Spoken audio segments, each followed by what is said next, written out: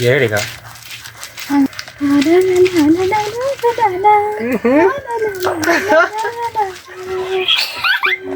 Sagaleen kee bareedu. Akkuma boqqolloo falfalaa jiru.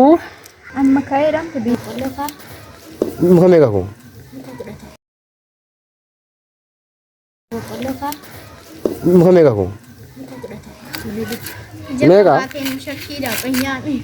Emas qab. Kana marana ko? Maatii yaabta hundatti boqqolloo asheetii. Yara mimootin. Akkuma boqqolloo falfalaa jiru.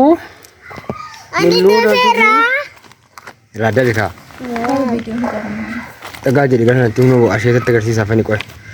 Salaamu alaikum warahmatullahi wabarakatuh. Har'a immoo asheeta boqqolloo isin agarsiifna. Kuni boqqolloodha. Kuni shurrubbaa isaati. Maaliif falfalaa jirtu amma? Ittaashee maal jedhamtu maqaan ishee? Xeffee jedhama madaakame amma nyaatamu. Xeffee jedhama? Xeffee yookaan mulluu yookaan kiijoo. Kaleena balleessaa jirtaati. Xeffeen nyaachisuu fiiga. Nyaanna jedhaa. Nyaanna.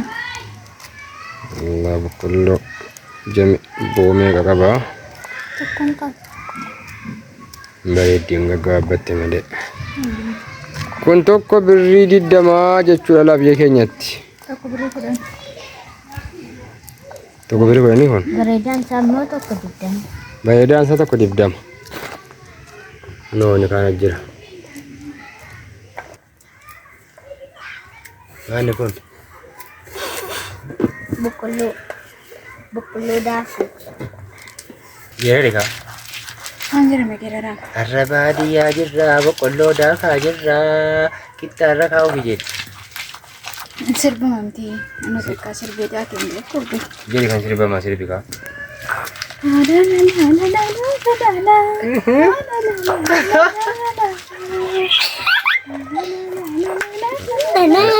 Qofa ta'e kaa.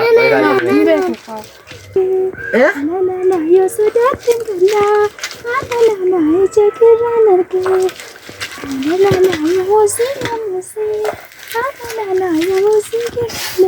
Sagaleen kee bareedu. Amma kun daakame maal godhamuudhaaf?